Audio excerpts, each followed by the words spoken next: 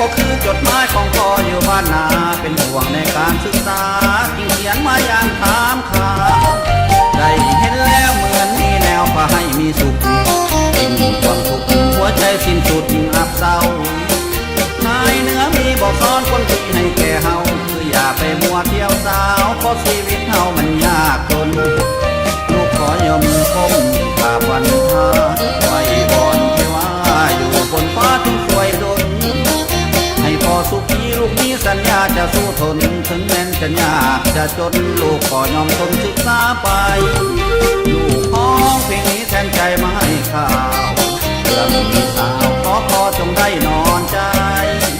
จะขอฟังคำสั่งสอนของพ่อที่ส่งไปอยู่ในซองจดหมายขอจำฝังใจตลอดกา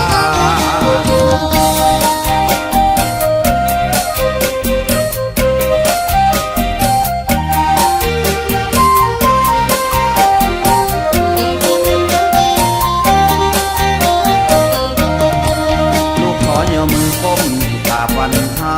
ไว้บอนเทวาอยู่บนฟ้าทุกสวยดน